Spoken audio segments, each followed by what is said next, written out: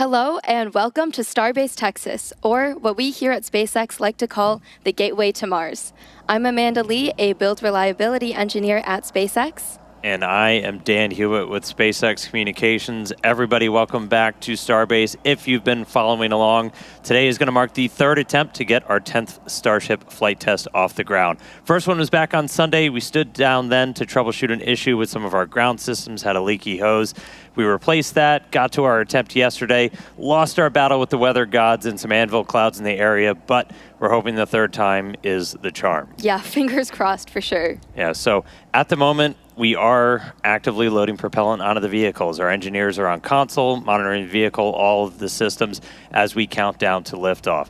Prop load is underway. We are looking better on the weather this time, good on the range, and we are targeting the very beginning of our window at 6:30 p.m. Central Time. Our objectives for today, really with the ship, are going to look very similar to the last couple of launches, looking to deploy those Starlink simulator satellites, fly a whole bunch of experiments during Starship's reentry, testing the limits of its heat shield and its flaps. Ultimately, we want to see ship do controlled descent, soft splashdown in the Indian Ocean. That's really what we're looking for today. Regardless of the outcome, though, goal is always to collect as much data as possible. That gets us one step closer to a fully operational Starship. That's right, and either way, flight tests guarantee the maximum level of excitement, and Starship will allow us to fly the heaviest payloads ever flown and ultimately fly humans further into space than ever before, even all the way to Mars, as we always talk about. Our progress here at SpaceX is measured by getting closer to establishing a self-sustaining civilization on Mars, and these are the flights that are forging that path. That's right. Now, a whole bunch has happened to get us to this 10th flight test. We're not going to go all the way back to the beginning, but we're going to start with Starship's 9th flight test, which lifted off in May. That one did end with what we call a rapid unscheduled disassembly, or a RUD, on both the ship and booster. Let's take a quick trip back. So Flight 9 marked the first reflight of a Super Heavy booster. We saw successful hot staging and the first ever deterministic flip, which gives us extra performance. The reused booster was flown at a much higher angle of attack to push the envelope on capabilities. This did end up causing some internal structural failure, eventually leading to a rapid unscheduled disassembly at landing burn. Ship, though, continued its ascent. While it was going, though, we saw pressure dropping in the main fuel tank, rising in the nose cone. In this view, you can see pop. The fuel diffuser inside the pressurization system, we had a hole develop. The ship still managed to complete its ascent burn, got to its planned velocity, got to second stage engine cutoff. Really huge moment. After that, though, we did run into some issues with attitude control, which eventually led us to skipping the payload deploy and Raptor relight demos. Starship eventually re-entered the atmosphere in an off-nominal attitude, and communication was unfortunately lost approximately 46 minutes into the flight test during entry, but not before we got one heck of a light show. That's right. Looking forward to another one today. The booster RUD, we went back and looked at it. That was caused we had a much higher than predicted forces on the booster structure, really honing in on that internal fuel transfer tube inside. That was all due to that angle of attack experiment we were running for today's flight, and any of the remaining ones on this version of the booster.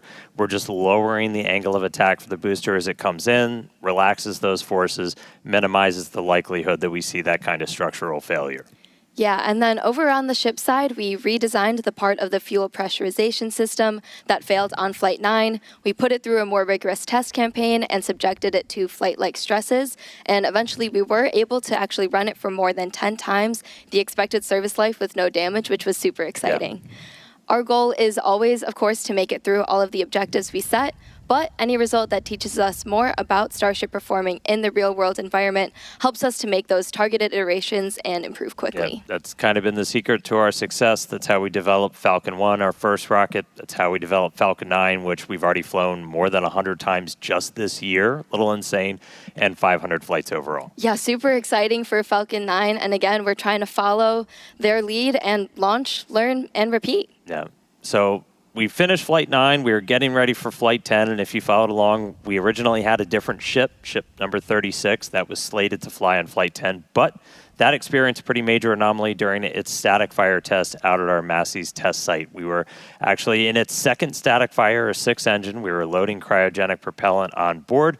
We saw a sudden energetic event, complete loss of Starship, damage to the stand, and some of the immediate area surrounding it.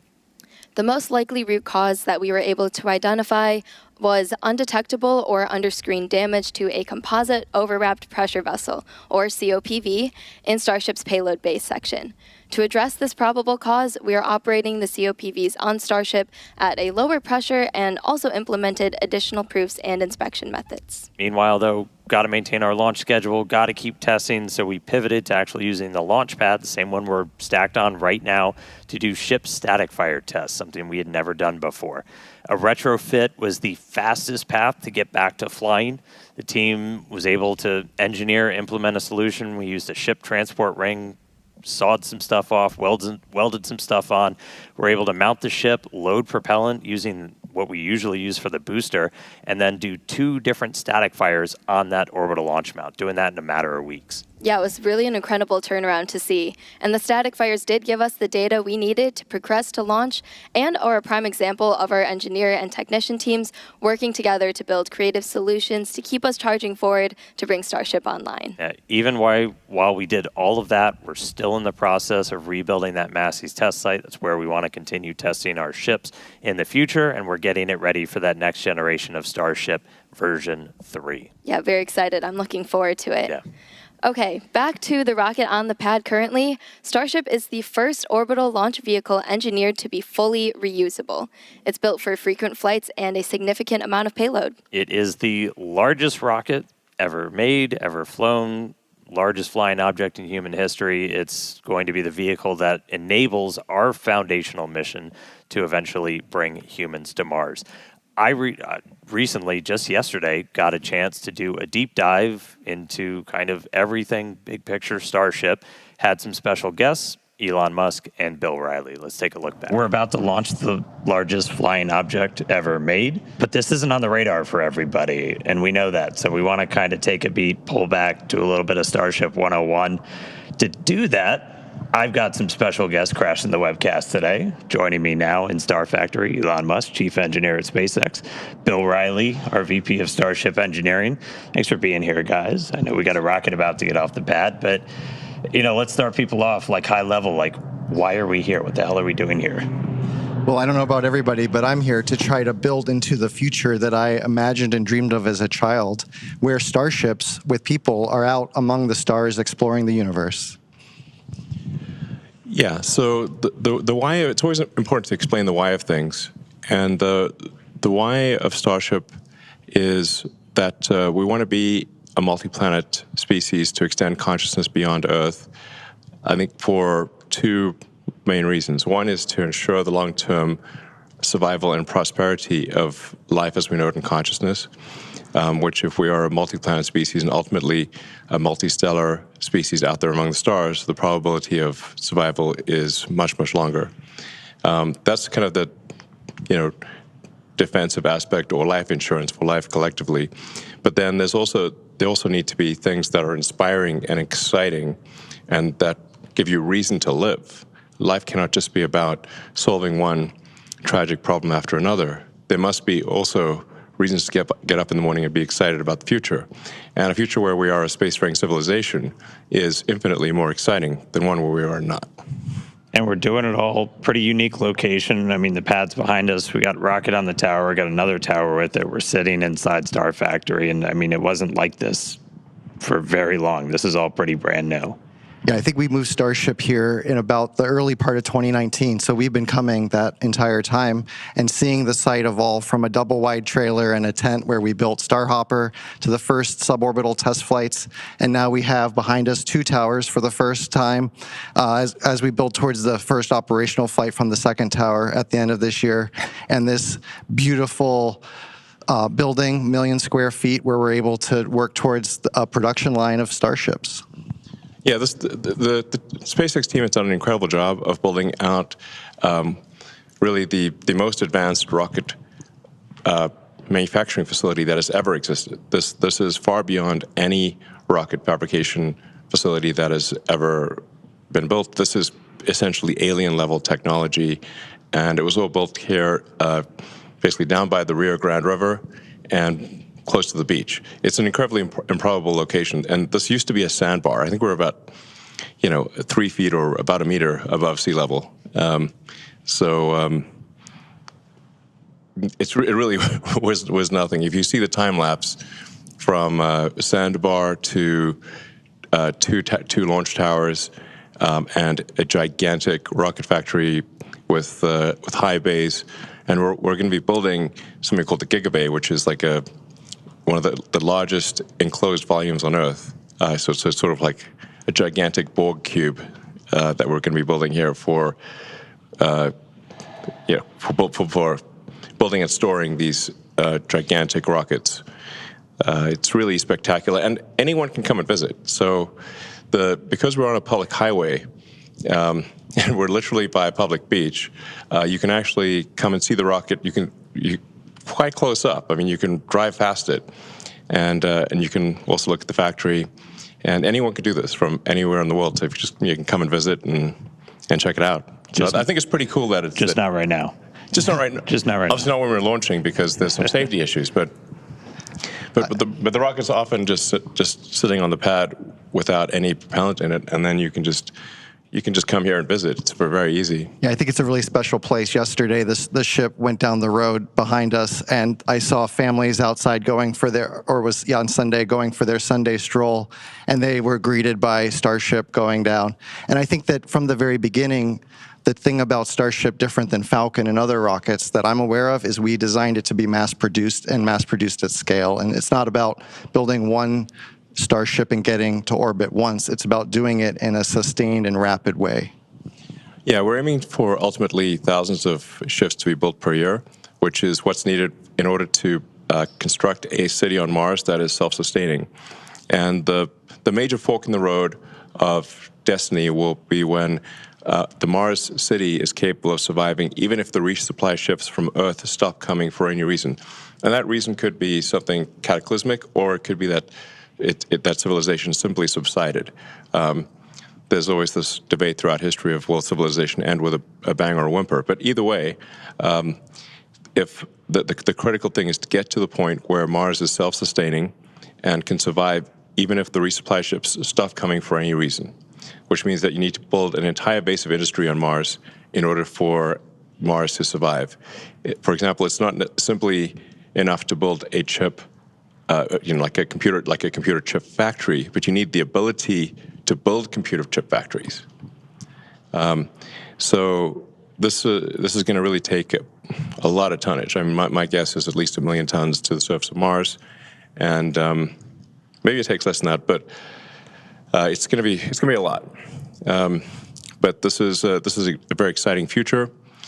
It's one which will ensure the long-term survival and prosperity of life and consciousness, and it's the critical stepping stone to get from this solar system to other star systems, and perhaps go out there and explore, and perhaps we'll encounter alien civilizations that maybe they're alive now, or maybe they enjoyed a period of prosperity for millions of years, but also died out millions of years ago. So it's humbling to think of the age of the universe, according to the standard model of physics, being approximately 13.8 billion years old. So an incremental million years would be 3 digits past the decimal point. And if you look at, say, our civilization and measure our civilization by the first evidence of writing, which is about 5,500 years ago, civilization as measured from the first writing is only 1/1,000,000th of Earth's existence. Or blip. Yeah. Yeah. Flash in the pan so far. Yeah. Well, we're getting some cool shots. Rocket out on the pad right now. We tell people, like, come down, see it. It's hard to get, like, a sense of scale of just how massive this thing is. And we were able to catch somebody working on it a little while ago. And, like, part of the reason you said we're sending millions of tons, that's kind of why this thing is so massive. I think in this image, Dan, you can actually see the person working at the bottom of the ship, and as we zoom out, you see the full ship, that sort of two-tone silver and black, and then the booster below it, right? And it really sets the scale, which doesn't come across, I think, other than in person. And when I do tours, I like to say Starship is real, Starship is big, and Starship is really big. And I think you can see there, and with the factory shots you saw earlier, again, we've got Flight 10 on the pad, but we got many more behind it. Yeah, so I posted a video yesterday of just a brief scan of part of the Starship factory, and you can get a sense of the scale of the factory. Yeah, I guess we could talk a bit about why Starship is the way it is. Like, for example, why is half of the ship black and half of it is silver colored? And that's because the bottom half of the ship, the bottom as seen from orbital entry, has a heat shield on it. So the black there is the heat shield, and then the core structure of the rocket is a special alloy of stainless steel, and that's where you see the sort of shiny silver parts are stainless steel. The reason for steel over aluminum is that the heat of atmospheric entry and the heat of the rocket engines is enough to easily melt aluminum, but steel is much more resilient against both ascent heating, but especially the reentry heating. And you don't have to paint it, which is actually very difficult to paint a large object that is going through cryogenic cycles and have the paint stay on. It's quite challenging. And so we've talked about it. It's massive. It obviously takes a whole lot of energy to make that thing move. And that's where Raptor really starts to come in. Most advanced engine on the planet. Giant yes. lightsaber. No, that's a lightsaber and a half. You would get vaporized in an instant if you were standing in front of Raptor. So Yeah, burnt to a crisp in less than a second. So in order to create a fully reusable orbital rocket, you have to advance the state of the art in every part of the rocket. That means the engines have to be better than any engine ever. The structure's got to be better than any structure ever. You've got to you've got to have a means of bringing the rocket back to the launch pad. You've got to have a fully reusable orbital heat shield, and that no one has ever made a fully reusable orbital heat shield. The space shuttle, for example, required 9 months of refurbishment between flights. So the space shuttle heat shield would come back essentially partially broken and would require many months of refurbishment in order to fly again. What we're trying to achieve here with Starship is to have a heat shield that can be flown immediately. So the ship, both the ship and the booster, would be caught by the tower arms, and the booster would be placed immediately back on the launch stand, and the ship's got to orbit Earth at least once, but then could be back potentially in one orbit, but in most cases several orbits. So the ship would come back several hours later, but then be caught by the arms and placed on top of the booster. You can also have multiple ships ready so that a single booster could service 5 or more ships, so that you could be flying the booster in theory, every hour. This is kind of a profoundly fast speed, obviously, for the largest flying object by far ever made. But it's the reason why we catch the booster with the tower arms, and the ship also will be caught with the tower arms, because that's the fastest way to get the booster and the ship back to flight. If we had instead put landing legs, which we have done before for the ship tests, we actually had landing legs that flipped out, and the ship we've successfully demonstrated landing with legs. But if you do that, if we were to do that with the booster and the ship, here we'd have to land somewhere else with the legs, then lift the rocket, stow the legs, transport the rocket back to the pad, which is very unwieldy when you've got a gigantic thing. Then it would be picked up by these tower arms and placed in the launch mount. That would delay the reusability dramatically and would add a lot of mass with the landing legs. So that's why we catch the rocket with the tower arms, because it's the same tower arms that put the rocket in the launch mount are used to catch the rocket. And that means that we can put the booster back in the launch mount in less than an hour after liftoff. In fact, the booster is going to come back very fast. 5 or 6 minutes later, this booster is coming back one way or another, or not coming back. So then you really have propellant full time, which can be brought down to about 30, 40 minutes. And that means it is theoretically possible to fly the booster again in less than an hour.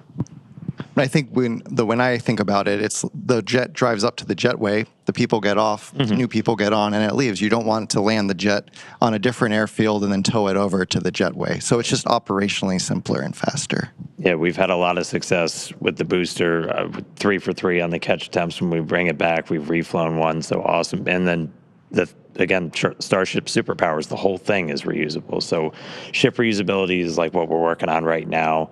We've been able to get some really spectacular reentries on a couple of flights, hoping to get this one for reentry on the V2 ship. But yeah, that fully reusable heat shield, that thing that has just never been done before, that's one of the things we're really looking for that data on. Yeah, I mean, there are thousands of engineering challenges that remain for both the ship and the booster, but maybe the single biggest one is the reusable orbital heat shield. We are confident in making a fully reusable orbital heat shield, but it will require many flights, many iterations to figure out where the weak points are in the heat shield, where we need to change the design, either strengthening the tile or changing how big the gap is between tiles, changing what's underneath the tile. There's 100 different variables that we could tweak with the ship tiles, the heat shield tiles. But the only way to know exactly what we should be adjusting is to fly repeatedly and be able to examine the ship upon landing. And we have successfully brought the ship back through the atmosphere and achieved a soft landing multiple times. So we know that this is possible, but we have in the process shed many heat shield tiles. So we need to be able to do this without shedding heat shield tiles and do so repeatedly. And I think what you're seeing now is the Starship. This is CG of it coming in and landing on the tower, much like the booster, but there's some additional challenges there where we need to make sure we don't scrape the tiles off as we slide along the chopstick we can't arms. shuck the heat shield. Don't crush the ship. Rapid reusability. If we shuck the tiles, then that's obviously going to fail the reusability test. So ships can use the tower to land and catch, like the booster here on Earth where towers are available. And for our initial landings on Mars and other planets, we'll need landing legs that deploy much like what you're seeing here with Ship 15 when we did our suborbital test to prove out the precision descent landing, which was a successful test. We actually landed two. One was we were able to actually recover it, and you can see it here in the rocket garden if you visit Starbase. Yeah, so the rocket garden that Bill mentioned, we have actually a whole bunch of boosters and ships, and we'll be adding to them over time. So you can see an evolution of Starship just by driving down the highway. Yeah. So reusability is key. There's some other technologies we're still looking to prove out. Really big one is going to be the on-orbit refilling. Looking to do that next year, and that's really what's going to kind of unlock, Starship going everywhere else, going everywhere beyond Earth. And that's something that's, again, never been done before, kind of like that reusable orbital heat shield, but it's going to be something that's kind of some of the other secret sauce to Starship, where we're going to be able to send hundreds of tons per ship to Mars. Yeah, I like to think of it as if we get to orbit with a full cargo bay, but we're empty on fuel and oxygen. So basically, we're running on fumes. Then we send other ships to dock, transfer propellant, and now we made our two-stage rocket look like a many, many multi-stage rocket. And we get all of that performance, and we can take that full cargo bay now wherever we want to go. Yeah, so a crucial technology that we hope to demonstrate next year is this orbital refilling, much like aerial refueling. It's essential for being able to send significant payload to Mars. So you essentially send a ship to orbit with a few hundred tons of payload, sort of a filled payload bay. But once it gets to orbit, the tanks will be mostly empty, and then you send up additional tanker ships to refill the Mars ship's tanks, so that it can thrust from Earth orbit to Mars and have enough propellant left for landing. So this is orbital refilling is also not something that's ever been demonstrated before. So that would be a brand new technology. We obviously have at SpaceX figured out how to dock repeatedly with the space station. So in a lot of ways, this is like docking, and in some ways it's easier in that SpaceX is docking with its own craft, but no one has ever demonstrated propellant transfer in orbit, to the best of our knowledge, and so this would be propellant transfer at a very large scale. And but with full reusability and propellant transfer, those are the key technologies needed for building a city on Mars. And I'm confident that the SpaceX team, which is incredibly talented, will achieve these goals, and we will be landing ships on Mars in the future and building life on Mars, building greenhouses and life on Mars, and ensuring the long-term survival of life as we know it. And it's important to note here that obviously, we are effectively stewards of life here on Earth. That the other creatures cannot build spacecraft and get to other planets. So if there were to be a cataclysmic event, like a giant meteor that destroyed the dinosaurs, or ultimately the sun will expand to envelop Earth and destroy all life, we know this is an undisputed fact. Then if we don't take life to another planet, all life will be destroyed. So it's incumbent upon us to ensure that we do bring life to other planets and ensure the long-term survival of life as we know it on planet Earth. And I mean, aside from that, there's so much that Starship unlocks by being able to do these things. Like, we'll be able to go to Mars, but there are other just transformational things by being able to take that many people, that much stuff to space for that much less money. Yeah, I mean, I think like understanding our planet better, being able to move people around the planet, make it feel smaller and more accessible. You could go anywhere on the Earth, in less than 40 minutes, basically, in terms of flight time. So I really do see Starship as being this thing that can connect us, just like Starlink connects our information. This can connect us more physically. Yeah. So there's really nothing faster than a rocket. Really, an orbital rocket is the fastest thing that we know of of the fastest means of transport. So, like, you could go from LA to Sydney in less than half an hour. You could go LA to Tokyo in less than half an hour. You could go from New York to Singapore in half an hour. Everything's probably half an hour, basically. Some things might be 10 minutes. Yeah, that's true. I mean, yeah, sign me up for that, please. All right, cool. Cross the Atlantic in 10 minutes, no problem. Please. Yes, sign me up. You're going 25 times the speed of sound, so that's 30 times faster than a commercial aircraft. And it's a whole hell of a lot better view. Yeah, it's a hell of a view. Yeah. All right, cool. Anything else, guys? Anything else? Well, you're really we excited about could coming say out? a lot more. Yeah. Maybe we should go check in on the rocket and get on console. We're going to go back on console to hopefully the weather supports a launch tonight. Yeah, thanks for tuning in, and yeah, thanks for your support. All right. Obviously, that was really cool. There's probably not anybody else cooler on the planet to talk Starship with. Still very ready to sign up for that point-to-point travel too.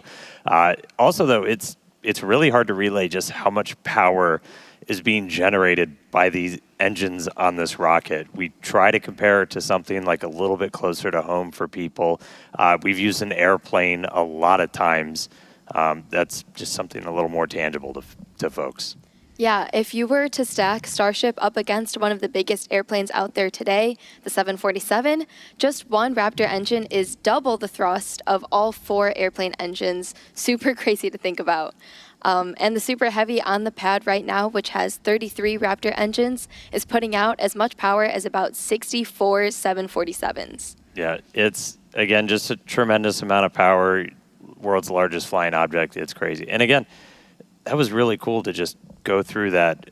I love to geek out as much as everybody else over all the nitty-gritty, but always important to remember there's a lot of people that just don't know that all of this is happening. So it's cool to remind them, cool for everybody else out there to help us spread that word. All right. So right now we are 17 minutes, 12 seconds, and counting until the 10th Starship flight test. While we do have a moment, though, let's check in over with Tyler Lionquist over in Hawthorne for the latest on Starlink. How's it going, Tyler? Thanks, Dan and Amanda. I'm Tyler Lionquist, and I'm a Starlink business analyst here at SpaceX. Starlink is SpaceX's low Earth orbit, high-speed internet that's bringing connectivity both on Earth and in space. Now, for today's mission, Starship is outfitted with 4 Starlink terminals, allowing us to get live views of ship while in orbit and all the way down to splashdown in the Indian Ocean. Our Starlink satellites are built in Redmond, Washington, which is also where we monitor the health of the entire constellation. So let's take a quick look for more on Redmond. What a lot of people might not realize when they think about the scale that we're operating is that actually 2/3 of the operational satellites in orbit are Starlink satellites. And then all of those Starlink satellites came from right here in Redmond.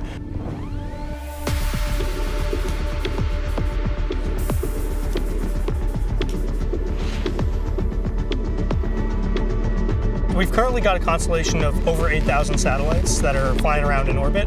So they're working together to fill out the whole surface of the Earth, make sure everywhere can have service. So we have these laser links that are connected between the satellites, so each satellite can pass data from one to the other. That is what allows us to have these hundreds of gigabit links between satellites, and that's what allows us to connect every corner of the Earth to high quality, high speed, low latency internet.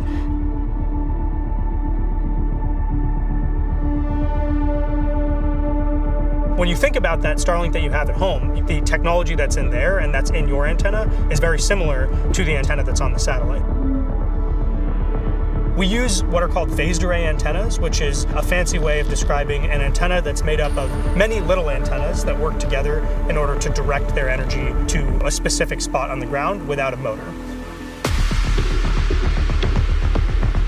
Generally, satellite manufacturing is a very slow process. It takes people weeks or months to build a satellite. At SpaceX, we iterate very fast, and we have learned how to build satellites at the 70 sats a week rate.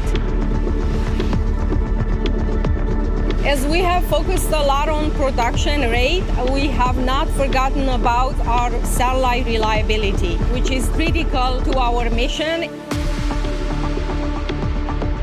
If you look at the whole world and you ask, where is the satellite industry? It's right here in the USA, in Redmond, where the vast majority of satellites being built are being built right here.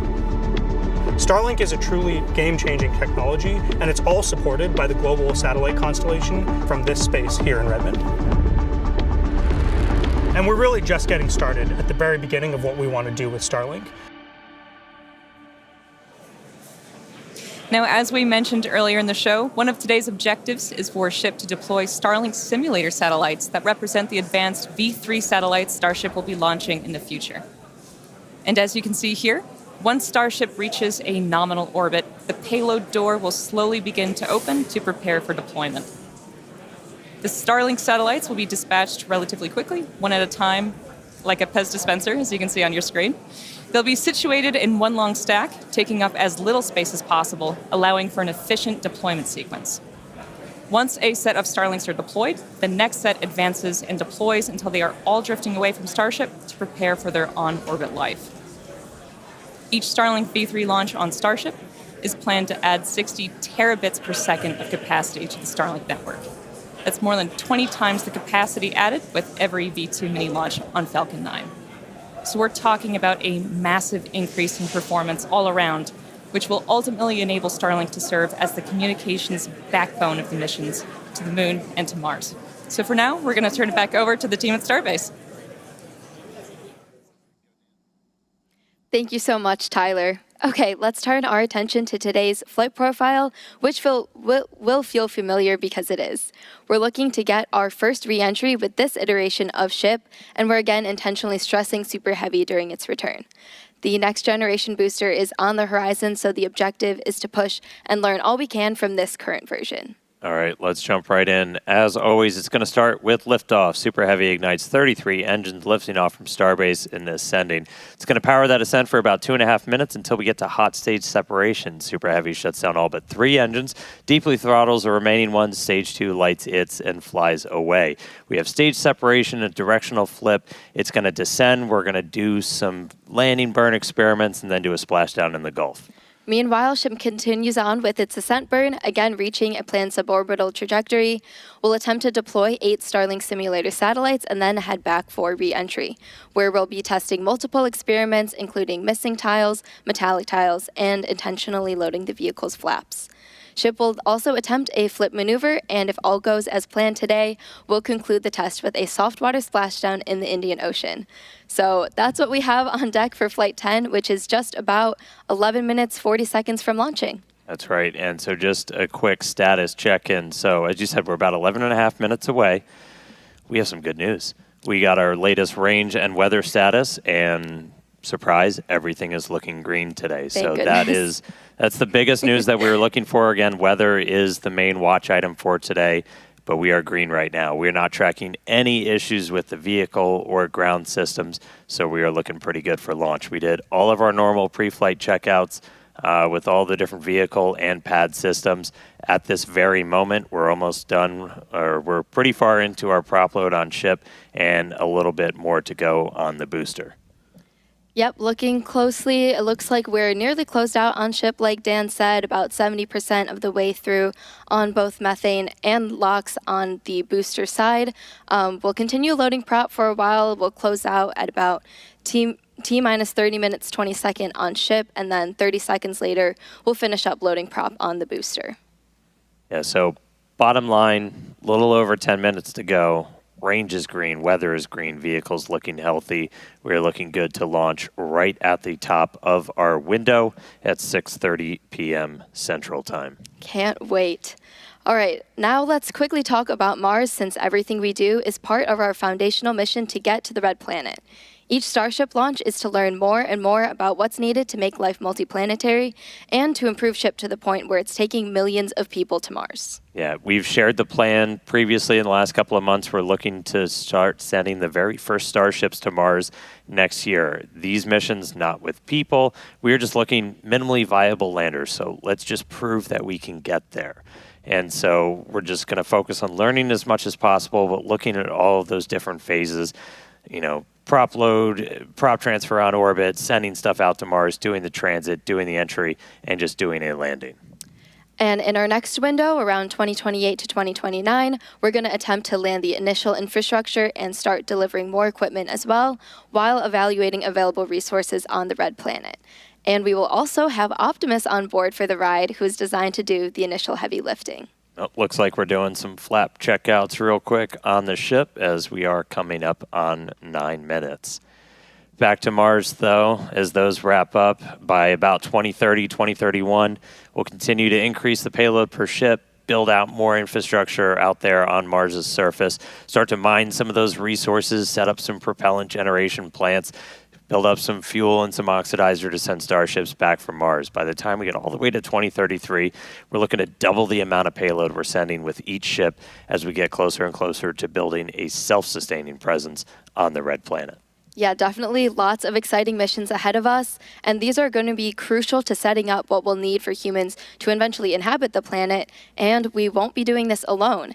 The Italian Space Agency and SpaceX recently signed a first-of-its-kind agreement to carry Italian experiments on the first Starship missions to deliver customer payloads to Mars. So these payloads will include a plant growth experiment, a weather monitoring station, and also a radiation sensor to gather scientific data during Starship's approximately 6-month interplanetary coast phase from Earth to Mars, and also on the Martian surface. It's a really exciting mission. Makes showing up for work really fun for us.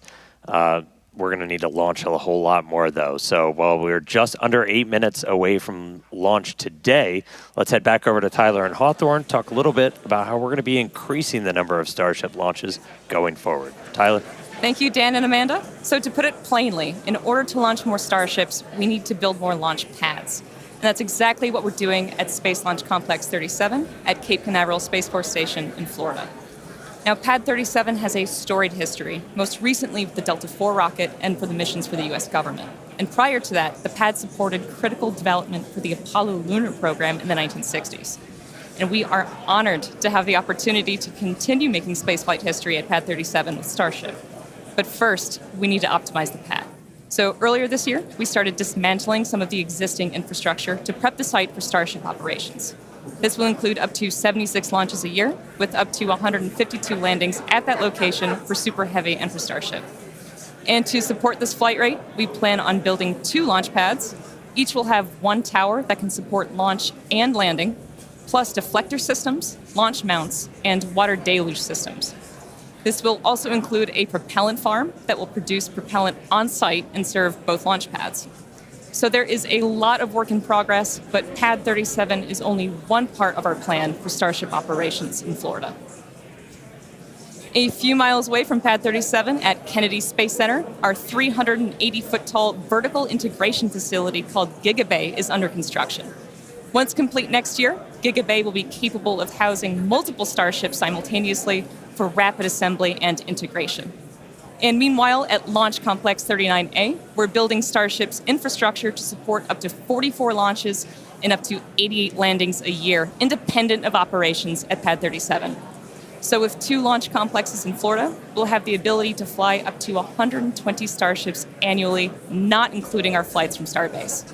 So action is well underway in Florida. How's it looking in Texas? Thanks, Tyler. Things are continuing to look good for launch here in Texas, so getting pretty close here with just under 6 minutes left. You mentioned Gigabay. We're currently laying the foundation for Gigabay here at Starbase as well, and we expect it to be up and running sometime next year. So yeah, there's a whole bunch of Starships on the way, and we're going to need more hands on deck. So come help us build the gateway to Mars. Visit spacex.com/careers to see all of our openings. Yeah, I've been here for a couple of years now. Nowhere more magical, more inspirational on the planet. If you're a space nerd, you can come be like Amanda and build these things for real. It's pretty insane. It's super exciting. And yeah, come check us out. All right. Absolutely. It's surreal to be here for sure. Okay, so we are looking like we're about 5 minutes away from launch and heading into terminal count. Range and weather are continuing to look good, and prop load continues on both stages of Starship. We'll close out here in just a minute or so. Yeah, we're just about done. It looks like, let me grab my numbers real quick. We're not tracking any issues. We are just creeping up to 90% full on the LOX on the booster, a little over 93% on ship. Fuel on the booster, and then ship we're just about to close out, so only a couple of minutes to go there. Once we're done, you've got just shy of 11 million pounds of liquid propellant on board those two different stages. We'll see a couple of final things happen. Well, you can't really see it. It's all going to be happening in our ground systems as we'll do pushbacks, clear all of the propellant out of those lines that are flowing up through the tower and into the vehicles, and get ready for launch. We just did our final guidance, navigation, and control system checkouts. Our flight safety system is being armed right now, and we're doing our final wiggle checks shortly with the engines on the thrust vector control. It's how we're steering the rocket. If we need to hold, which we are not currently tracking a reason to hold, that would come at T-minus 40 seconds. You saw us do that yesterday. We can hang out there for about 8 minutes or so right now. That's the point. It's built into the countdown. If we need to wait for clouds that just won't go the heck away or any other issues, we can hang out at T-minus 40 for a bit. But at the moment, we're not planning to do that. Now, once we pass that T-minus 40-second mark, a number of events are going to occur in rapid succession. The ground spin and ignition systems come up to flight pressure. Ship will switch over to internal power, and after that, the QD arm lockout is removed in preparation for retraction, which occurs shortly after T0. And once we pass that T-minus 40 seconds, we do still have the ability to then recycle the count under certain conditions back to T-minus 40 seconds and hold there to assess what happened, and if we can proceed again back down to liftoff. That's right. We do have at least one point of no return, though. If the water-cooled flame deflector underneath the launch mount fires off, that happens a little bit after T-minus 10 seconds. That doesn't turn off once it starts going, so we would have to stand down for the day if we do hit a hold or an abort at that point, so we can refill water tanks. At this point, we're not sure if we'd be able to attempt tomorrow because we have fully loaded the vehicle. We have to do a lot of fancy scheduling to get propellant in here as fast as possible, but again, we've got a pretty heroic and amazing team that works all of those logistics, got us into our attempt today after we did a unplanned wet dress yesterday during our attempt. So really exciting to see. But we're coming up on 2 minutes. We've got a green range. We are green for weather. Green has always been my favorite color, only more so now. And we are not tracking any issues with the vehicle today. So we are looking good. 2 minutes to go. Yeah, again, not planning on holding at T-minus 40 seconds right now, but in case we do pass that and any issues come up, we can recycle the count. We're pretty lucky that we have this ability. Falcon doesn't have that built in, but being a developmental program, this affords us a lot more flexibility, so super useful to be able to have that. But again, not currently tracking any issues, so hopefully we'll be good to launch today. All right, coming up on 90 seconds, we've got a pretty good crowd gathering with us right outside Star Factory here at Starbase. Looks like we're getting a quick TVC, that wiggle check. This is my favorite view of the rocket. Right under the launch mount. All right, so we've got crowds gathered out at Hawthorne, crowds gathered here at Starbase. Super fun to see people getting to watch out on the front lawn now.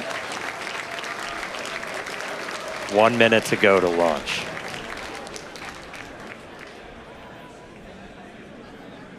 All right. right, so again, our hold point comes up at T-minus 40, not tracking any reason to stop there, so we should see us go right through that. All right, we are through T-minus 40. We are counting down. We're going to let our flight director, Maciek Batura, take us the rest of the way. 30 seconds, the 10th liftoff of Starship.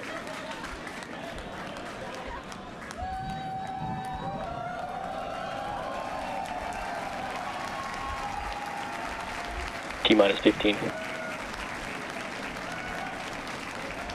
T-minus 10. 9. 8. 7. 6. 5. 4. 3. 2. 1.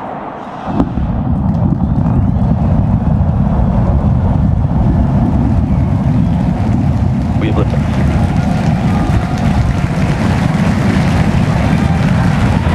Vehicles pitching downrange.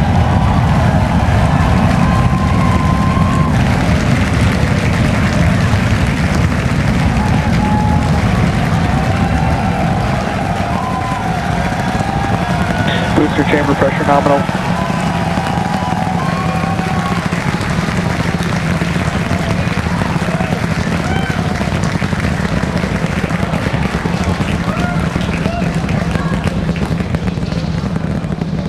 All right, we're a little over 40 seconds into flight. 33 out of Booster and 33 ship, Raptor avionics, engines. power and telemetry nominal.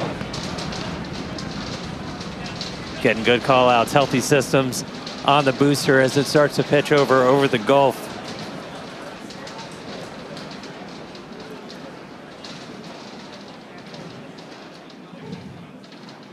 All right, we're a little over 1 minute into flight, about to pass through max Q. Max Q. All right, so we are through the period of maximum dynamic pressure, max stress on the vehicle as it continues to fly. Our next major event is going to be hot staging, which is happening in just over 90 seconds from now.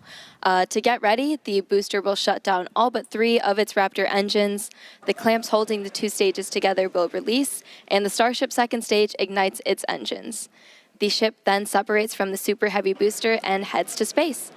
At the same time, the 3 engines still firing on Super Heavy will flip the booster around. 10 more engines will ignite for the boost back burn, putting the first stage on the path for splashdown in the Gulf. As we mentioned earlier, the hot stage will be jettisoned for this flight, and that should occur just after the boost back burn. So we're about to shut down the first stage and perform hot staging. So let's just watch and listen.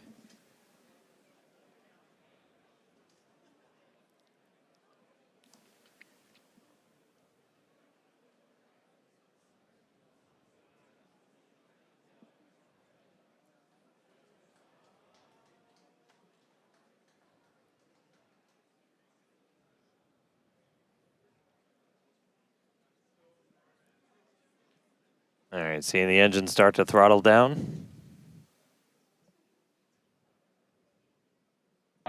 MECO.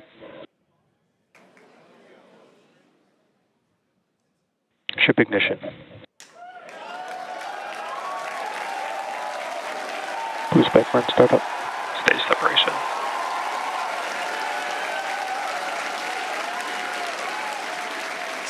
Stage separation confirmed. We've got 6 engines running on ship. Booster is doing its boost back burn, continuing now towards its splashdown site in the Gulf. Ship We are Raptor seeing chamber all 6 pressure is Raptors nominal. lit up on ship.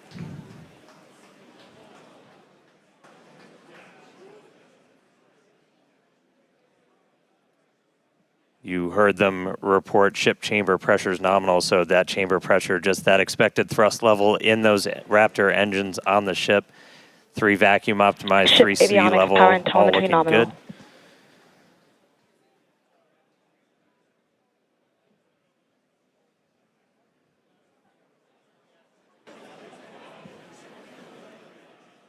There's a view into the business end from the ship. Boost back burn shutdown.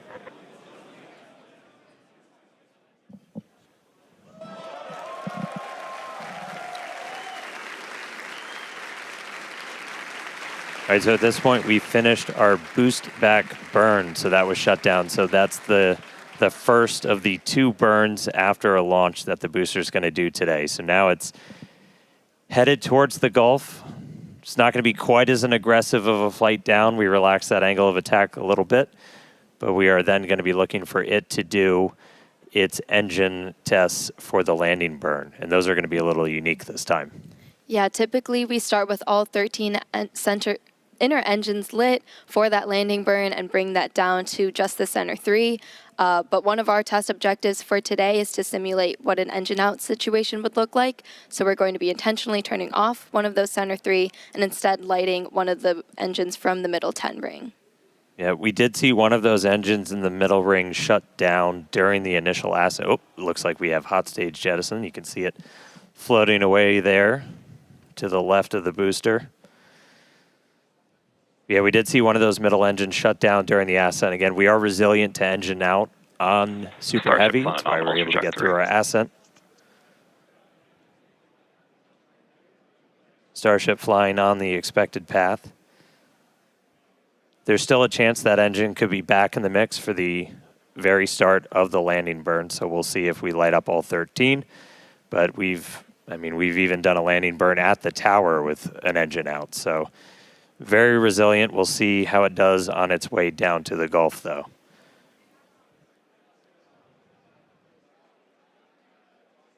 All right, so we got a couple of minutes. That landing burn start should be just about 40 seconds away.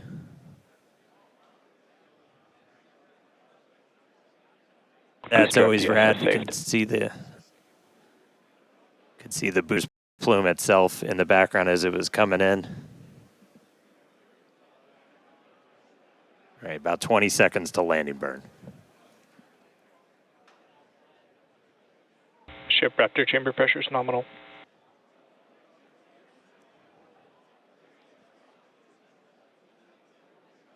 All right, here we go. Landing burn startup. Looks like we got 12 of those 13. Down to 3, including one of the middle ring.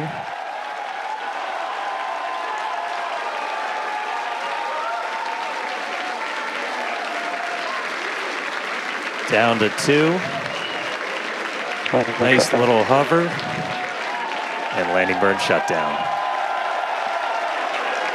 And into the Gulf, here we come. And the booster has splashed down. Incredible flight for booster today.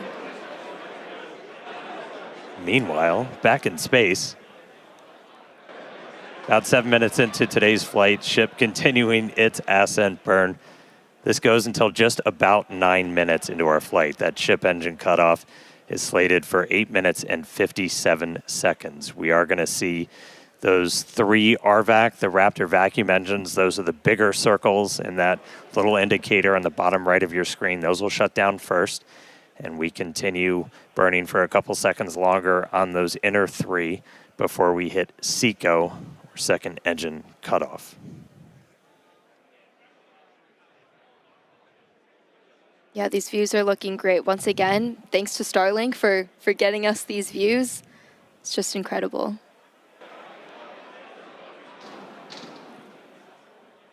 And we just heard the sound from booster. It's like we just got a late boom from the booster.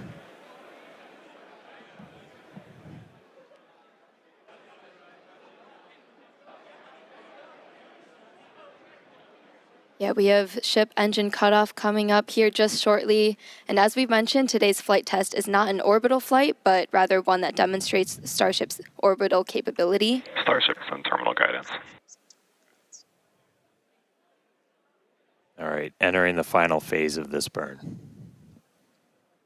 Under 30 seconds to go.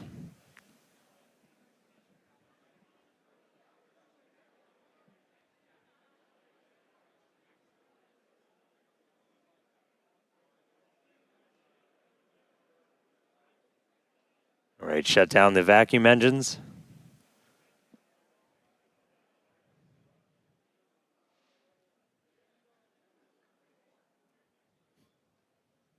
Ship engine cutoff. We shut down those center 3. Successful ship engine cutoff.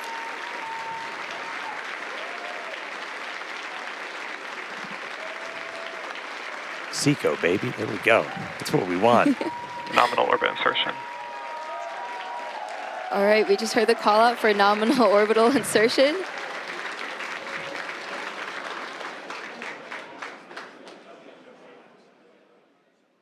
All right, so ship is in space. There we go. We're seeing the flaps starting to move into a stowed position. That's why it looks like your camera's moving.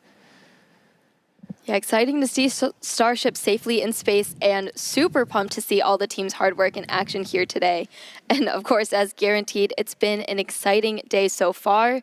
We successfully lifted off right on time at 6:30 p.m. Central Time. Thankfully, our weather was looking good today. And booster, we had our soft splashdown in the Gulf, so ship continues on. Yeah, ship able to complete its ascent burn all the way in. You can see some of the shadows start to creep as it's going to be eventually flying into an orbital nighttime. So we'll see some daylight start to go away. But ship is in orbit, completed its burn. And, I mean, that's just the beginning. Now we've got a whole bunch more to go. So we've got some exciting demonstrations Ship planned FTS is while safe. we're on orbit. That right there, we just saved the FTS, the flight termination system. That's that automatic flight safety system we have on the vehicle. So that is now turned off while ship starts its coast period. We are coming up. Our next milestone is going to be the deployment of those Starlink simulators. We've got some payload inside of Starship that we're hoping to deploy into space for the very first time. That deploy is supposed to start at about 18 minutes and 27 seconds into the flight, so just about 7 minutes from now. That deploy will take place over a couple of minutes. It'll go about 1 satellite a minute, so we'll be spread out over that. It might get a little dark, but we've got a couple of views that we can show you to see that deploy in action. After that, we're also looking to do a relight of a single Raptor engine while we are in space. We've done this once before. This is not necessary to deorbit, as we are in a suborbital trajectory, but this is essentially a chance to test out what we need to be able to do a deorbit burn. So we'll be doing that a little bit later in the flight, about 37 minutes or so into the flight, and then we get into reentry. We're looking to get that light show and, more importantly, get that really critical data about the ship's heat shield. Yeah, exactly. At about T+45 minutes, we'll be heading for reentry. Again, running those experiments with the tiles. We're going to be doing missing tiles, metallic tiles, and also intentionally loading those vehicles' flaps. Hopefully, we'll also see a splashdown in the Indian Ocean today. Yeah, we were able to get to a reentry last time, but we didn't have full attitude control, so we weren't able to go in, heat shield first the way we're designed to. So we ended up losing contact with the ship before we could make it all the way through. So you still get data, but you're not really getting the data that we want to make sure we're kind of stress testing the vehicle. As Amanda just said, we removed a bunch of tiles, and we do this in some intentionally scary places on the vehicle because we're really looking, are there spots that were vulnerable to this? Before we ever start moving towards, putting ship into a full orbital mission to then do reentries a little bit later on. So really, really critical to get that data, really looking forward to a controlled reentry. Yeah, for sure. As we always say, our main payload is data, but today we also have some actual payload on board, and those simulators that Starship will be deploying, we'll see coming up here in just a few minutes. These are dummy satellites that are about the same size as our V3 Starlinks. We have 8 in the Starship PEZ dispenser and expect to deploy at a rate of about 1 per minute, as Dan mentioned earlier. Starlink is critical in all of our flights on Starship to get our main payload data, as we always say. And in fact, it's Starlink that's currently providing these views you see as Starship cruises a couple hundred kilometers above our home planet and provides real-time telemetry through every phase of flight. Yeah, we took a peek inside of the Starship payload bay there for a second. So there's 8 of them there. They kind of look just big steel plates, essentially. They're roughly the same size as those V3 satellites. When we do get that view inside of the payload bay, the payload door will kind of be on your right, and we'll start to see them go out like a Pez dispenser. Yeah, here's a look inside. So those right down there in the center, they're kind of 2 stacks of 4 on either side, and then the payload door is just to their right. And so we'll look to see that open, and then those satellites start to go. We vent the nose cone, so we essentially bring it down to vacuum before we open the door. That was one of the things we ran into on the last flight, as when we had that fuel diffuser fail, the pressure in the nose cone became basically too high for the actuator of the door to open. So that's why we weren't able to get the door open that time. We have not seen anything like that on this flight. Everything's looking good with our fuel tank and our fuel press system. So we are hopefully just a couple of minutes away from seeing that payload door open and getting to our first ever payload. It's not the first payload we've ever carried, but it's the first one we're going to try and shoot off into space.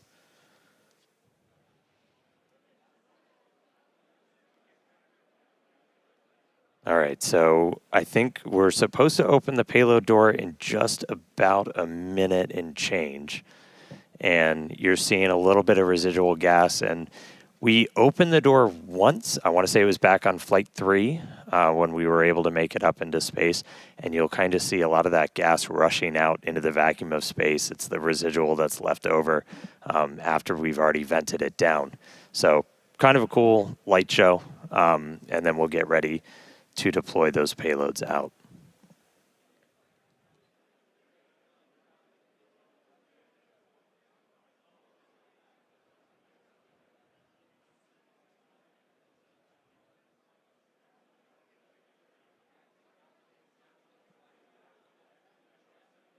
And as we mentioned, so we have crossed over now at this point into an orbital nighttime. So views from the outside will get pretty dark, but we'll see what we can see. We do this by design. We've been launching these later in the day here in Texas to try and get daytime views when we splash down. So it's daytime over in the Indian Ocean, where we are currently headed.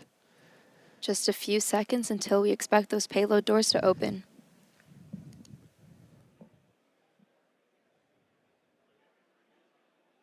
All right, one more time. Open the pod bay doors, Hal.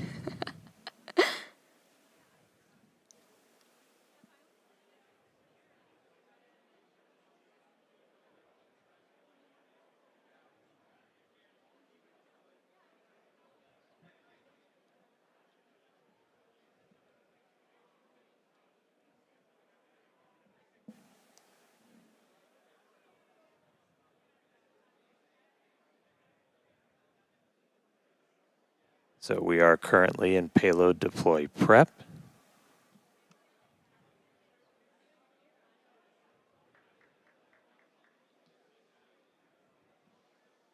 And the door is open.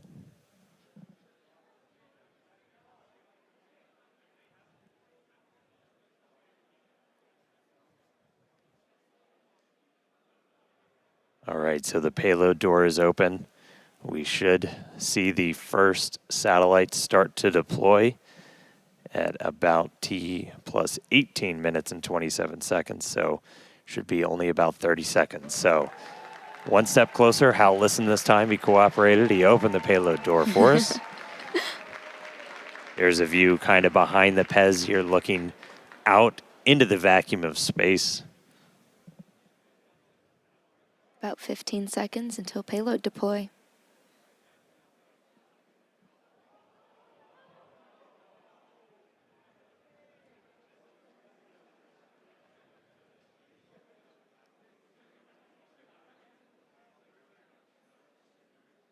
Ship has transitioned to payload deploy.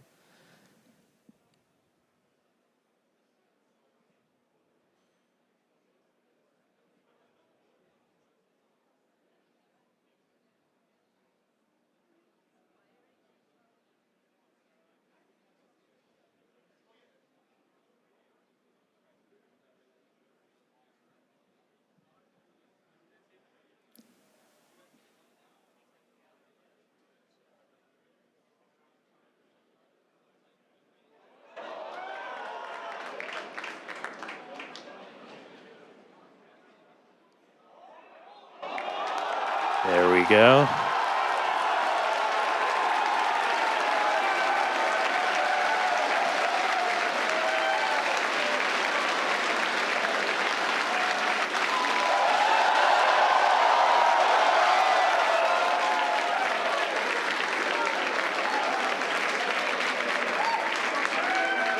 Pew pew. Been waiting way too long to do that. There we go.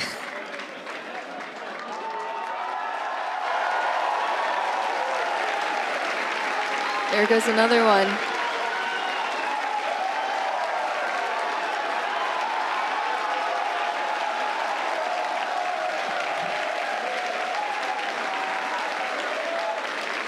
Super exciting moment, as you can hear the energy in both Hawthorne and Starbase. Everyone's super excited for finally getting to deploy some of those simulated satellites.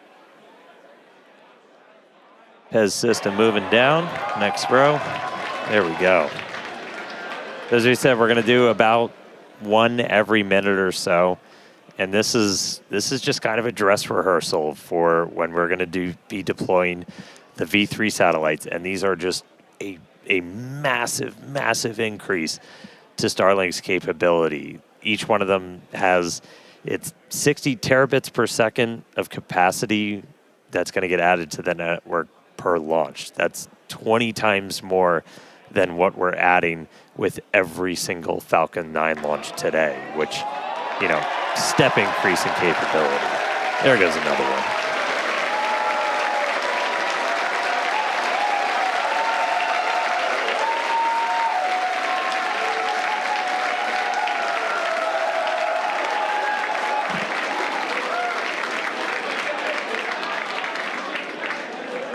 All right, so as we said, we've got 8 total that we're going to go through today. It's about a minute for each one, but looking good on payload deploy.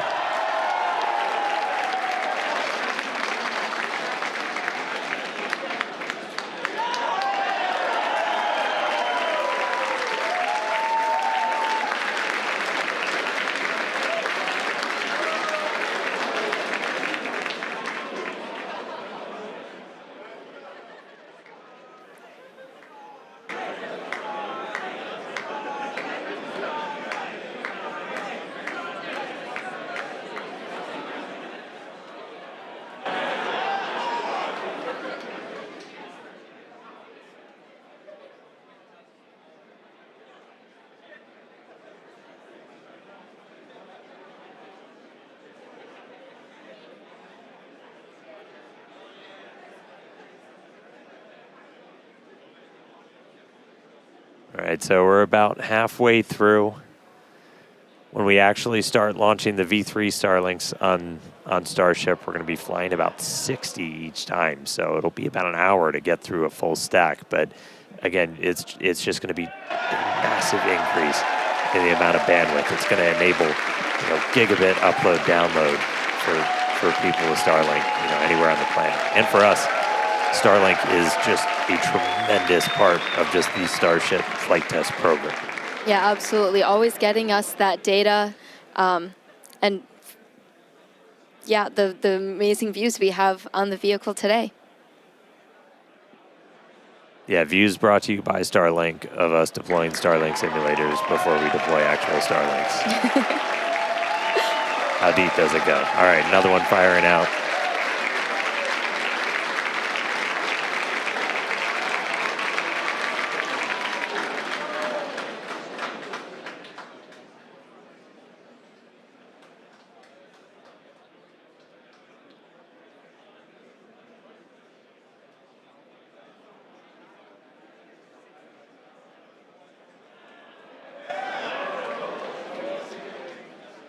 Pez looking smooth today.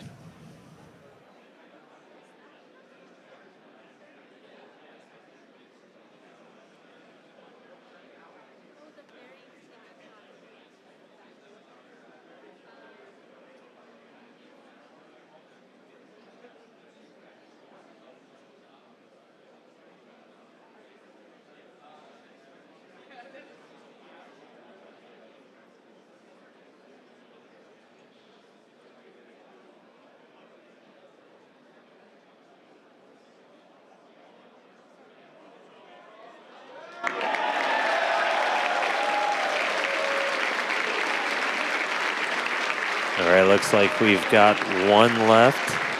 Almost there.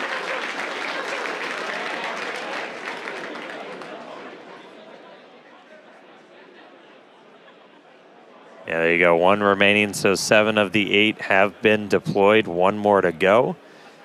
And then we will have completed our first ever payload deploy operation. Just a reminder, we're on a suborbital trajectory. These satellites on that exact same suborbital trajectory, they're going to burn up entirely and are on that same trajectory towards the Indian Ocean. So the last one has been deployed.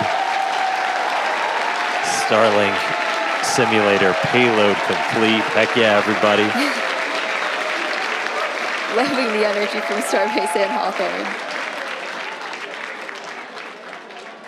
There, yeah, now it's empty. Looking a little lonely, but Successfully deployed all the simulator satellites. really, really cool to see them all out there.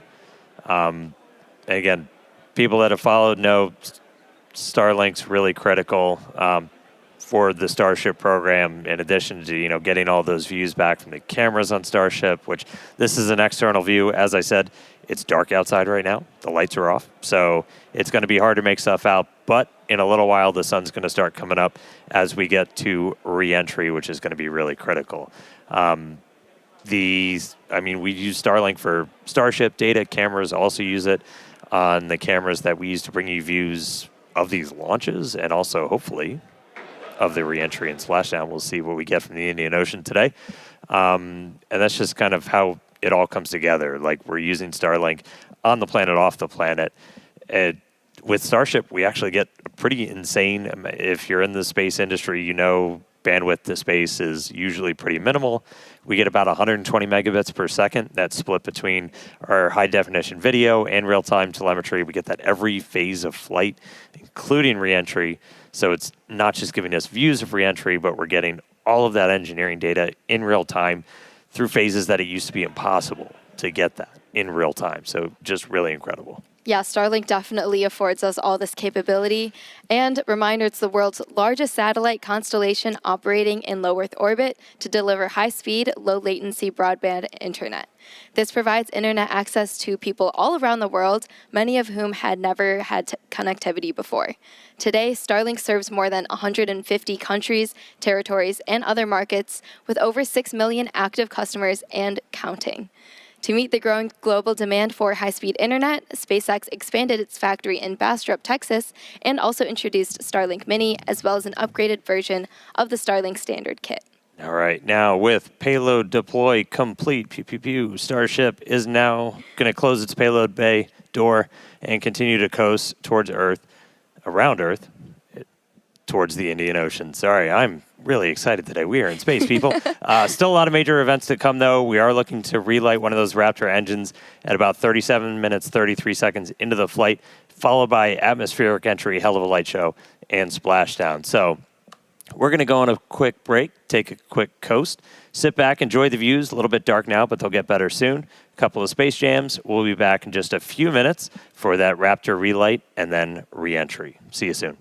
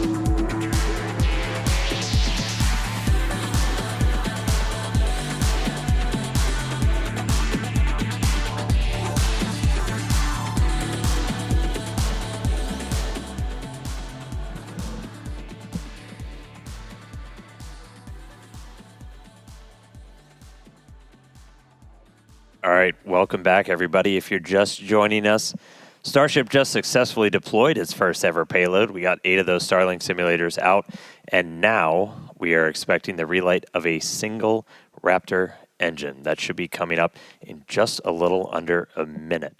We're going to be lighting just one of those Raptor sea levels in the middle there.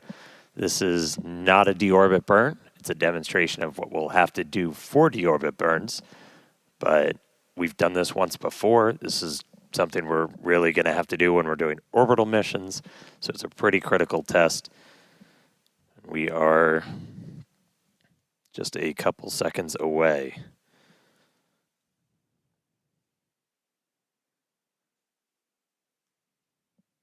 Sorry, we're about 20 seconds away, psych. So we got a little bit more time. So we are going to see one of those Raptor engines light back up. We are through the deorbit demo gate, so we should be seeing it momentarily. Relight demo startup. And shutdown.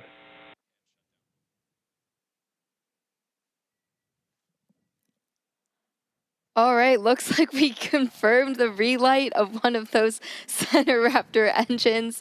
Second time we've done that. Super exciting. Huge congrats to the team on this milestone.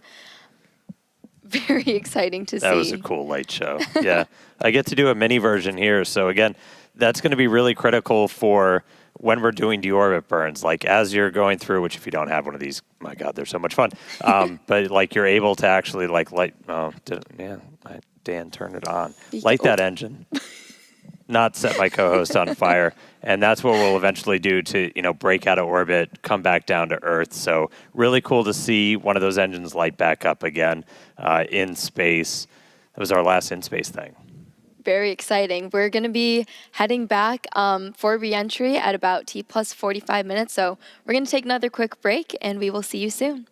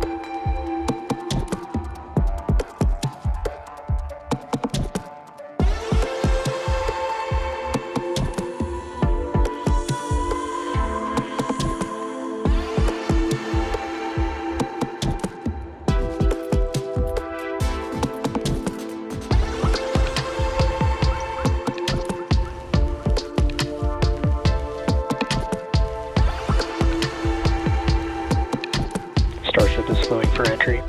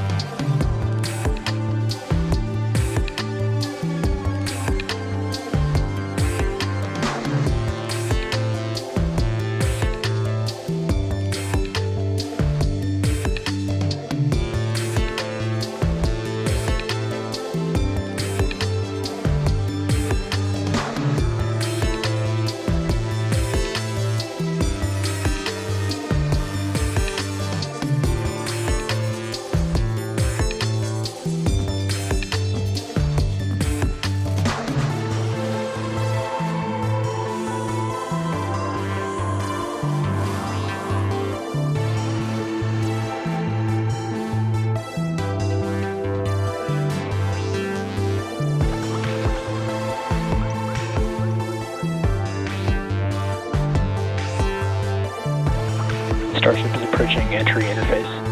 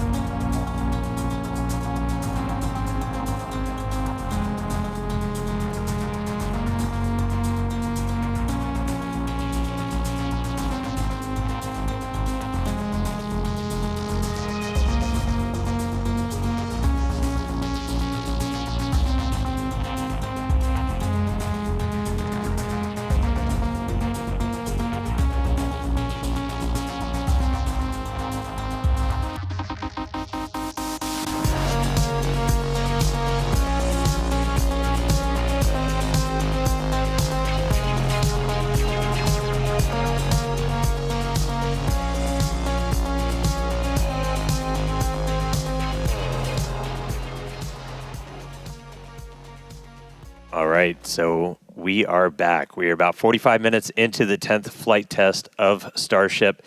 And as you can see, the light show has started. Re-entry has begun. We are starting to re-enter the Earth's atmosphere. We're moving about 5 times the speed of sound, and we're about to start barreling through the Earth's atmosphere and head for a splashdown in the Indian Ocean. We don't plan to recover the spacecraft today, but if we do make it all the way down to the water, who knows?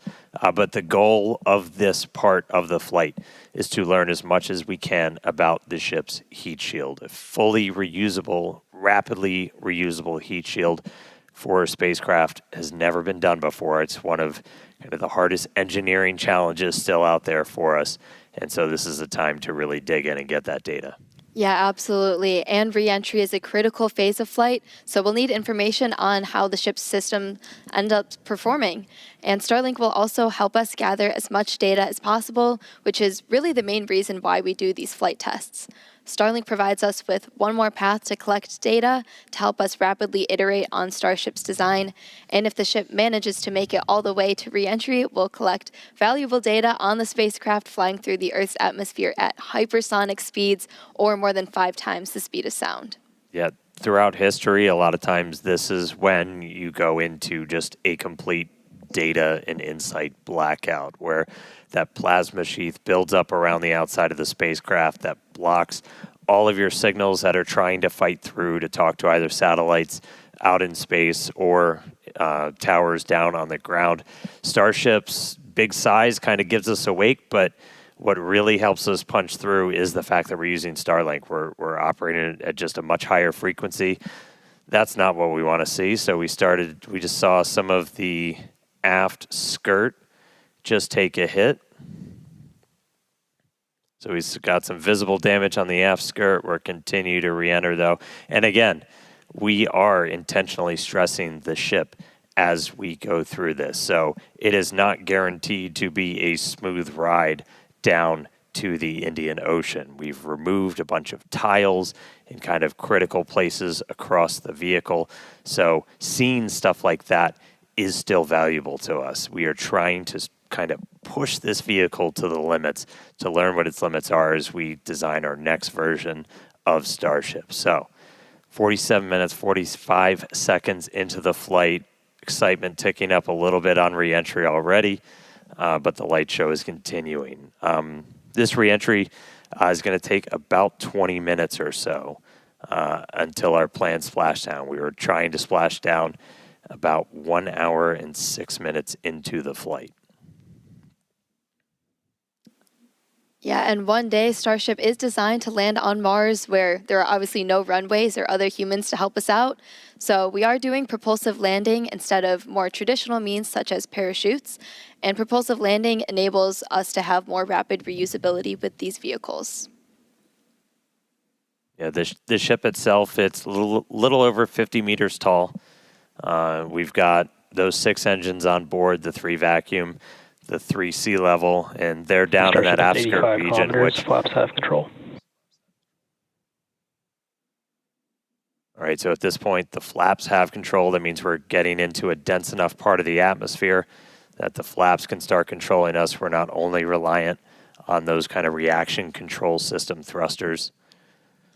We're going to continue hearing some callouts as the ship makes its way back to Earth. So when we hear entry max heating and entry max Q, that will mean the ship has made it through the maximum heating and aerodynamic loads it will experience as it returns. So if it makes it through those, we can say we're doing pretty well. I will say I'm happy re-entry cleaned off this camera for us. It was a little dirty from the weather, so thank you, Plasma, for giving us this view as we start coming down.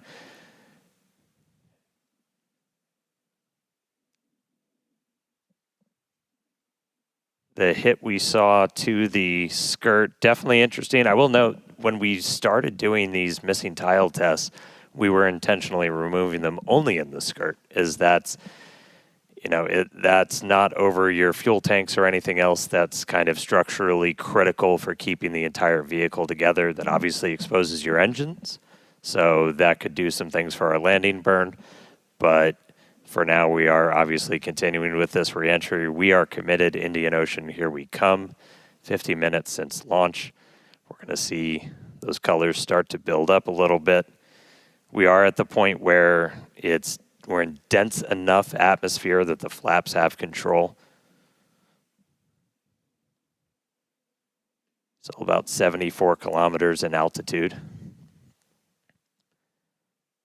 And you were starting to see some sunlight, so we intentionally time these launches right now so we have daylight. The sun should actually come up over the horizon on Starship in about 3 minutes.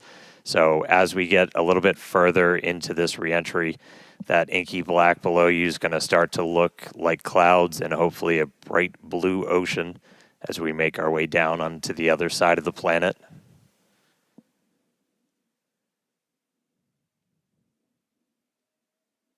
We've got these cameras. These cameras are really cool. We added these several flights ago, looking directly at the flaps as not just the heat shield, but these flaps, how they're able to control the vehicle, withstand that re-entry, the seal locations, so kind of where they connect to the ship itself are some of the most critical.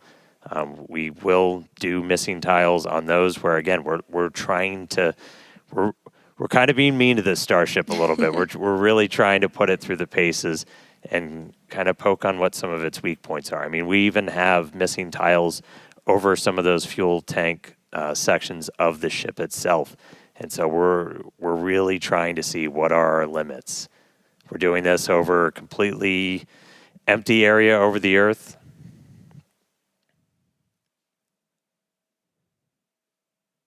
Look at our Raptors there. We are, assuming we make it all the way down to the ocean in one piece, we will attempt a flip and a landing burn.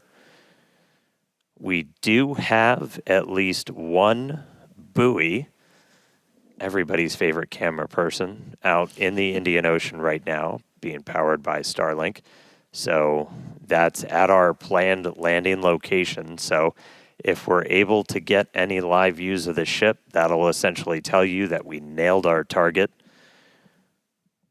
Able to do that on our 6th flight test, do it in the daytime, which was really exciting.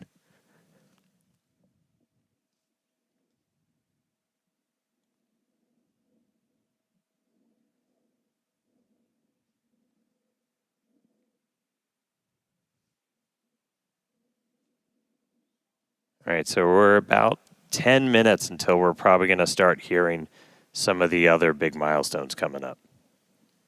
Yep, in about 10 minutes, like Dan said, Starship will be transonic. This is going to be the period of flight where the velocities of airflow surrounding and flowing past the vehicle are concurrently below, at, and above the speed of sound, so somewhere in the range of Mach 0.8 to 1.2. For reference, commercial jets have a range of cruising speeds, but most of them fly at speeds between Mach 0.74 and Mach 0.85, so that's 480 to 575 miles per hour or 770 to 930 kilometers per hour. And after transonic comes subsonic. That just means you're slower than the speed of sound. We're still well in excess of that right now. But by the time we hit subsonic, we're essentially belly flopping down. There we go. There's that sunlight. So we're seeing the Earth now come back into view. One of the other things we're doing during this, and you're going to see Starship kind of pitch in some pretty, not extreme ways, but a little extreme, as we're trying to really stress the structure of the ship itself, specifically those aft flaps, so the ones in the very bottom of the vehicle. We're pushing not just how well does the heat shield hold up, but how well does the ship structure hold up. We are pushing it beyond essentially what we think we'll have to fly at to do something like a return to launch site. So again, may not be a very smooth ride downhill, but we're doing that by design. We're really trying to find what are the edges that we can operate at, build up a good data set. But sun is up, clouds and water down below us. We are just about 10 minutes away, a little less than 10 minutes now, until we start hitting transonic and then subsonic. Once we hit subsonic, we're basically just belly flopping.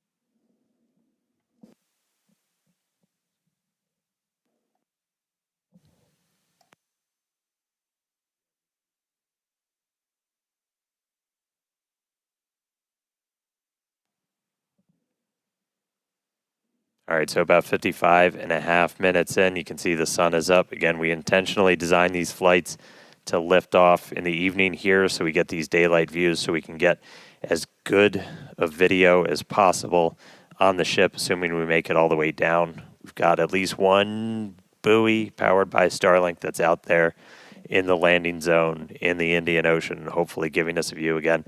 If you see any live views, not from the ship itself, that means we nailed our landing target. Starship is past peak heating. All right, we just heard the call out that we're past peak heating, so things are looking good so far. Yeah, looking good.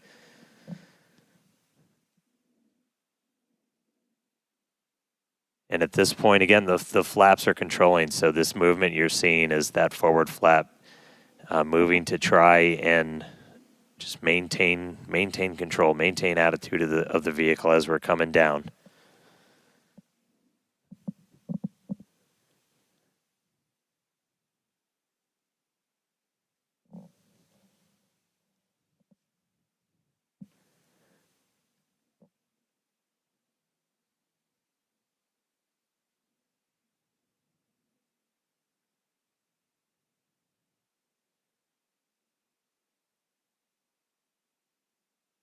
Checking in on one of our flaps. We got one of these cameras on all 4 of the flaps, 2 in the front, 2 in the back, giving us really good close-up views.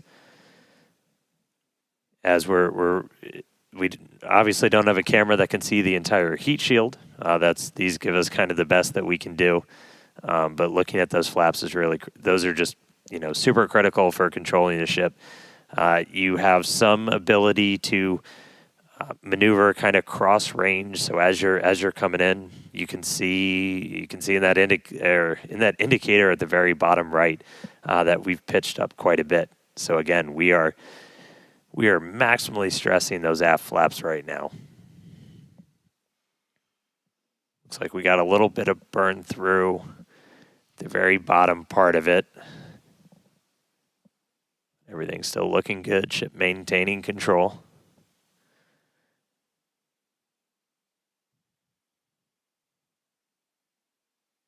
We should be just about 5 minutes away until we hear that we're transonic.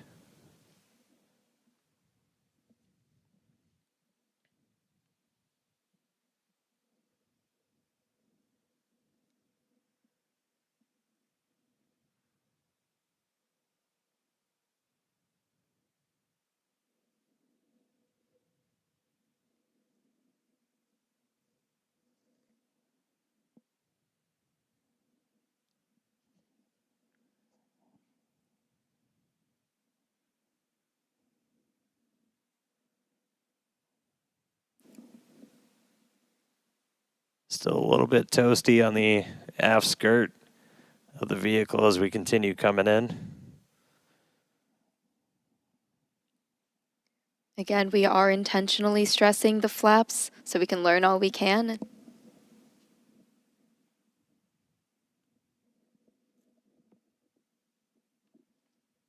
All right, so now we're already well past peak heating.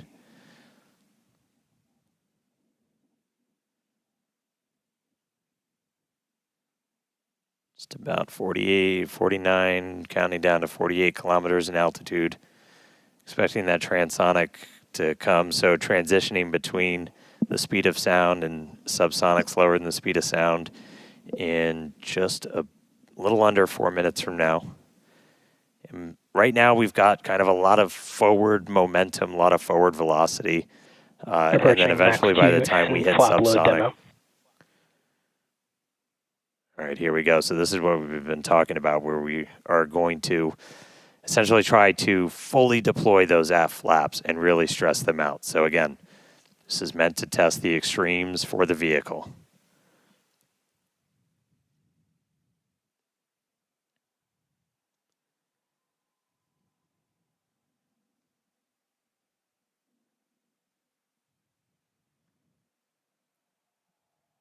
All right. See those flaps swinging out?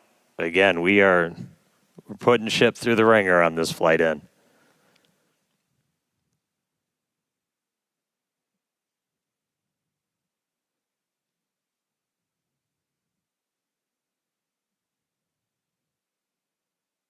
It's like we're still maintaining control.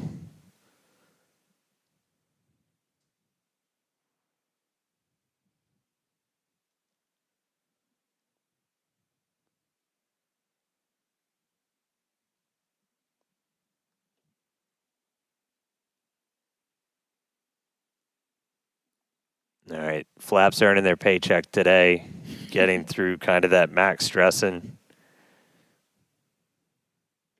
Definitely things looking good so far.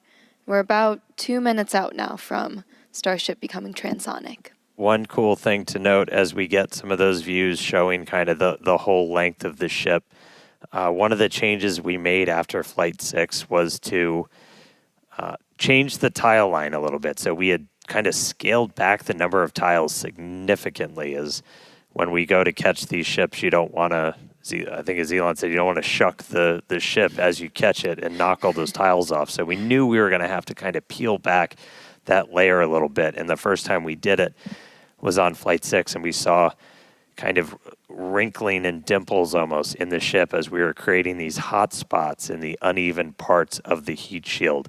And so we kind of address that. We smoothed it out. That's why you've got kind of that nice smoothed out black line now on the ship. And just looking at it, we can see kind of a little bit of hot spot, a little bit of warping almost.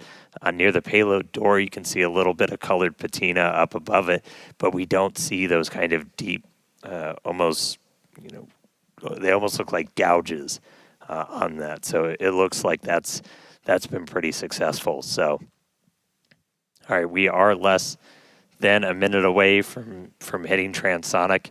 Again, pretty soon our forward velocity is going to look like it's kind of falling off a cliff, and Starship will look like it's falling off a cliff as we essentially go into our belly flop. If you watched some of the high altitude tests or suborbital campaigns, we were able to test that. It was a pretty fundamental, like, can this thing actually fly? And we were able to prove that out with that suborbital campaign. And that's what we're about to see shortly here.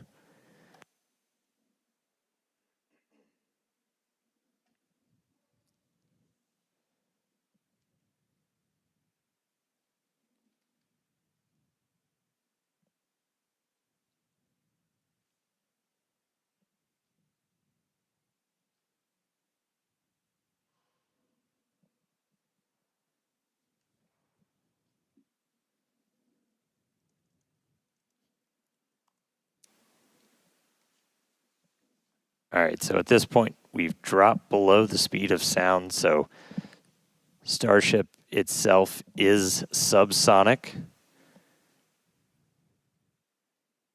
We are starting to chill the engines for a landing burn attempt. Landing flip supposed to start in a little over 2 minutes. Subsonic Indian Ocean, we're on our way. Starship is subsonic. There we go.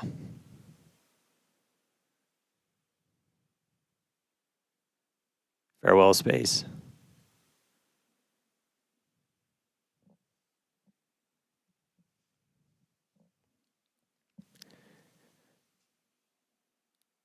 All right, so coming up in just a little under 2 minutes, so we're going to do the flip and the burn. So we're only using those 3 center Raptor engines, the sea levels, the ones that can kind of gimbal, that can move around and steer. Dipping the nose down a little bit.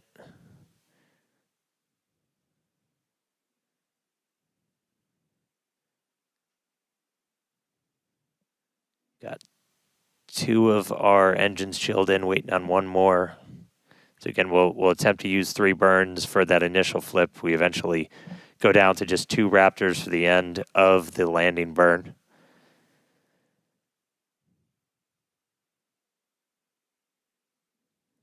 Just about 1 minute now from that landing flip and landing burn start.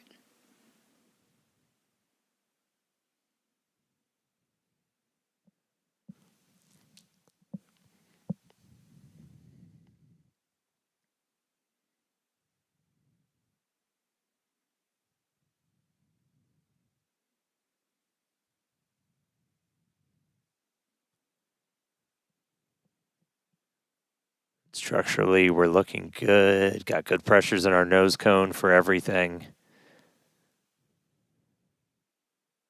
Just about 30 seconds. So again, we're going to look for the flip. So Starship's doing its belly flop right now. We're going to do the flip. Swing out. Let's punch through some clouds first.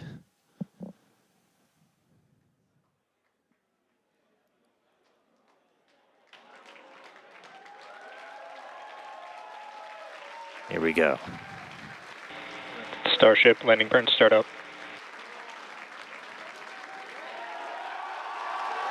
Seeing 3 engines. There's our flip. There's a buoy. Oh my God. There's a splashdown.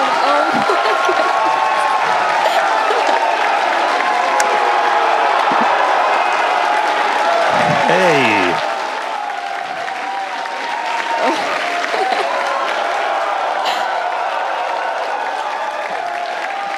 Oh man, yeah. Farewell, Ship 37.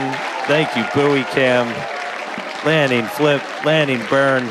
Splash out of the Indian Ocean. There we go. Whew. All right. That was pretty awesome. Incredible flight cool, right? today for both ship and booster. Yeah, really incredible. So obviously we're excited here. It looks like everybody's excited over there. Tyler, how's it going over in Hawthorne? We are super excited here in Hawthorne. It was another exciting Starship flight test in the books, and we hope you enjoyed those Starlink views. So congratulations to the team at Starbase and everyone here and around the company. So many employees have contributed enormously to the Starship program as we continue to iterate and make progress towards a multi-planetary future. So that's going to wrap it up for us here in Hawthorne. Thank you to everyone for tuning in today. It was great being with you today. Back to you guys. That was absolutely incredible. Huge congrats to all the teams here. Again, we lifted off from Starbase, Texas, right at the top of our window at 6:30 p.m. Central Time. We saw a booster successfully lift us up through ascent, had a successful hot staging where ship continued on with its suborbital trajectory. Booster came back down, had that boost back burn, and a successful landing burn with that unique awesome engine configuration as well. Yeah, and then ship continued on its way, made it all the way into space. We got to see first ever payload deploy. So exciting. That was awesome. We got the door open, 8 Starlink simulators deployed, relit that Raptor engine, and then on entry we probably gave it a little bit of extra time in the oven, but made it all the way through re-entry. All 3 engines started up, landing flip, splashdown in the Indian Ocean. Promised maximum excitement, Starship delivered. Most so definitely. Congratulations all of our teammates here at SpaceX. It's been a year. Everybody that's worked on this program, this is what we're working for. So big congrats to all of them. Thank you to all of our future customers, too, for your support.